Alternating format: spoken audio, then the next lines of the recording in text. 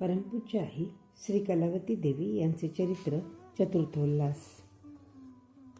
सांताक्रूजला आईंचे कीर्तन चालले असता तेथे कारकळ या गावची सुशीला नावाची एक बाई रोज येत असे. तेथे ती एकाचे घरी स्वयंपाकाला होती. तिला 8-15 दिवसांनी तिची सासू पिशाच्च्या रूपाने छळली. त्यावेळी सवाष्णबाईकडून घागरभर पाणी तिला दिले की ते पाणी गटागटा पिऊन ती शांत होत असे. ती बाई कामधामात मोठी हुशार असल्यामुळे तिच्या अंगात बाधा असूनही ती जेथे राहत होती ती माणसे तिला सोडू इच्छित नव्हती.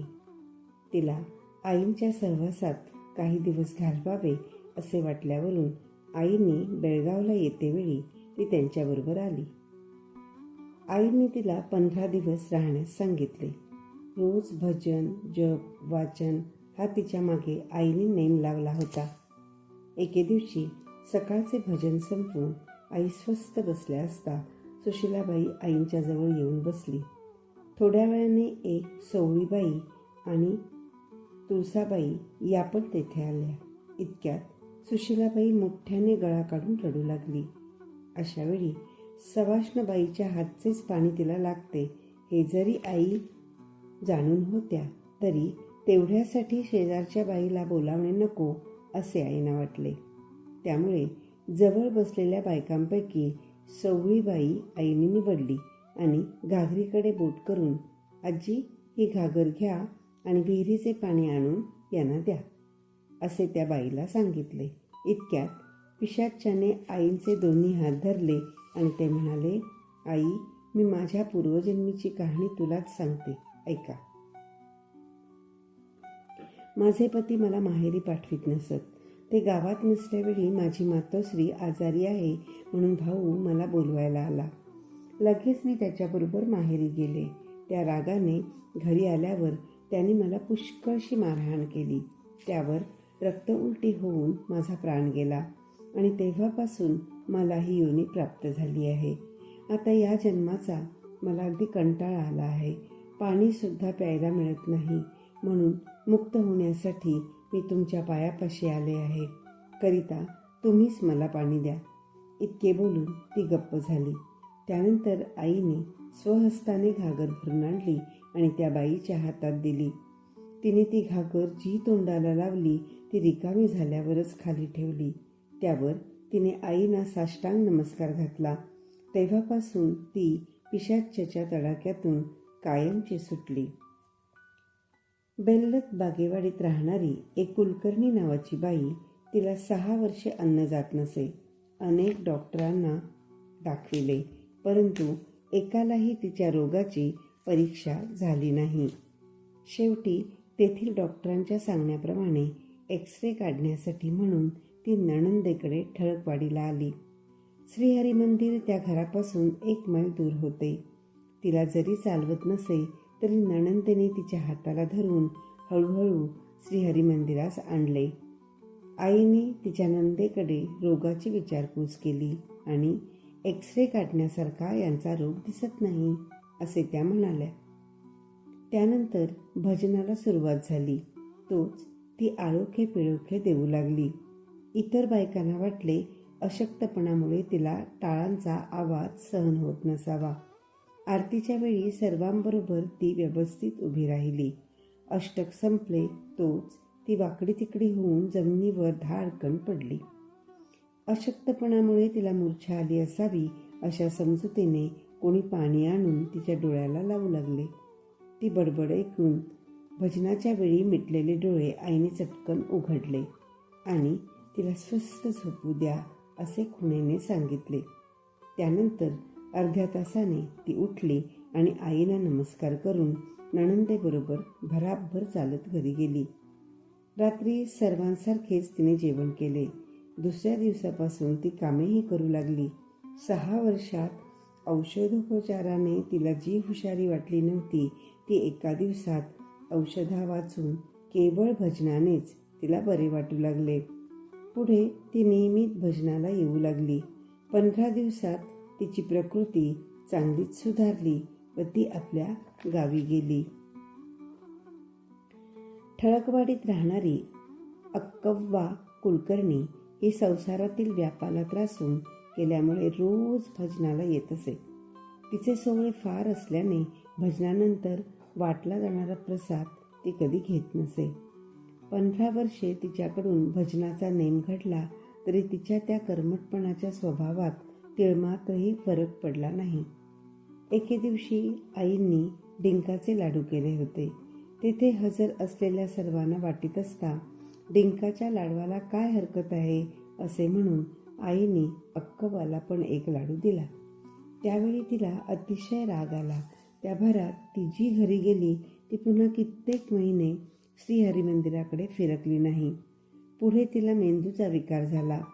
कधी ती मोठ्याने हसे तर कधी गळा काढून रडे, कधी लोकांना शिव्यागाळी देई तर कधी चांगले बोले. या विकारावर डॉक्टर वैद्यच नव्हे तर मंत्रतंत्रादी उपाय करूनही काहीच परिणाम झाला नाही. शेवटी एके दिवशी दुपारी 2 वाजता ती श्रीहरिमंदिरात आली. त्या समयी आई भोजनोत्तर शतपावली घालत होत्या. दारासमोर अंगणात उभी राहून अक्कव्वा म्हणाली, आई, मला काहीतरी औषध द्या. तेव्हा रागाचा आव आणून आई म्हणाल्या, औषध द्या औषध द्या म्हणून उगीच का माझ्या पाठीशी लागतीस? डॉक्टर, दवाखाने चिक्कार पडले आहेत, तिकडे का जात नाहीस? त्यावर पुन्हा ती म्हणाली, तुमच्या हातचे काहीतरी द्या. आता तुम्ही वाढले तरी माझी जेवणाची तयारी आहे. गेली 15 वर्षे रोज भजनाच्या वेळी विज्ञापनेत तुला ओळखण्याचे मला ज्ञान दे असे फक्त तोंडाने मी म्हणत होते. पण आता मात्र खरोखर मी तुम्हाला ओळखले. आता तुमच्या पुढे हात जोडून एकच विनंती करते. तुम्ही माझ्या हातावर एखादा खडीसाखरेचा खडा ठेवा किंवा पळीभर तीर्थ तरी घाला. पण तुम्ही काही दिल्याशिवाय मात्र ही जागा सोडून मी हलणार नाही. तेव्हा आईने आत जाऊन 2 केळी आणली आणि तिच्या हातावर ठेवली.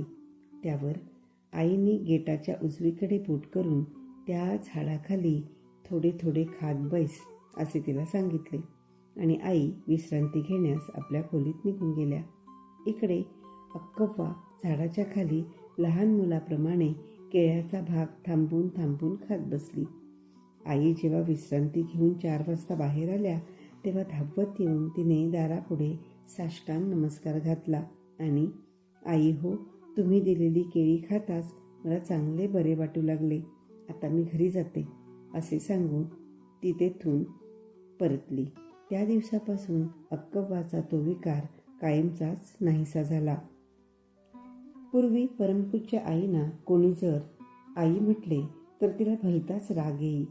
ती त्यांना त्या काही आपल्या आप्तांपैकी नाही किंवा त्यांचे आमचे जातगोतही एक नाही. उगीच कशाला त्यांना आई म्हणता? बाई म्हणा बाई असे सांगत असे. पण तीच आता परमपूज्य आईना आपण आई म्हणते. आणि कोणी बाई म्हटलेले ऐकले तर बाई म्हणू नका, माझ्याने ऐकवत नाही, मला कसेसेच होते, आई म्हणा असे सांगते. एका वर्षी जांभेकर मंडळींच्या बोलण्यावरून आई रोह्याला गेल्या. एके दिवशी जांभेकर म्हणाले, आप्तेष्ट किंवा कोणी पाहुणे आले तर सिनेमा, नाटक, सर्कस असे काहीतरी दाखवून त्यांची आम्ही करमणूक करीत असतो. तेव्हा तुम्हाला आम्ही काय दाखवायचे? इथून पाली म्हणून एक स्थान आहे. तेथे प्रसिद्ध गणपतीचे देवालय आहे. तेथून 3 मैलावर उन्हेरे या नावाचे स्थान असून तेथे ऊन पाण्याची कुंडे आहेत. तेव्हा एके दिवशी सकाळी जाऊन त्या कुंडात स्नान करून येता गणपतीचे दर्शन घेऊन येऊया. त्या गोष्टीला आईने होकार दिला.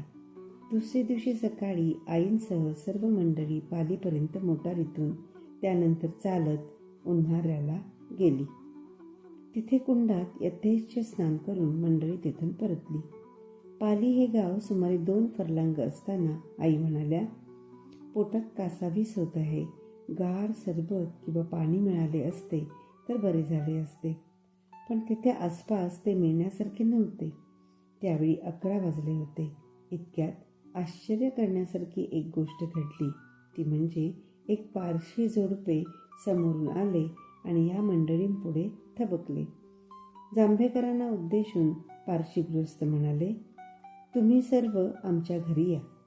आम्ही तुमच्यासाठी गार गार सरबत करून ठेवले आहे. माझी आई म्हातारी असून तिचे पाय वाताने धरले आहेत, त्यामुळे ती झोपून राहते. 10च्या सुमाराला तिला जरा डुलकी लागली. जागी झाल्यावर ती म्हणाली, एका साधूने माझ्या स्वप्नात येऊन सांगितले की माझी भक्तीण काही मंडळींसह उन्हेऱ्याला गेली आहे. तेव्हा परत येतेवेळी त्यांना तू सरबत दे. हे ऐकताच लगेच आम्ही तयारी केली आणि तुम्हाला पाहायला आलो. असे म्हणून ते पारशी जोडपे मंडळींना घरी घेऊन गेले.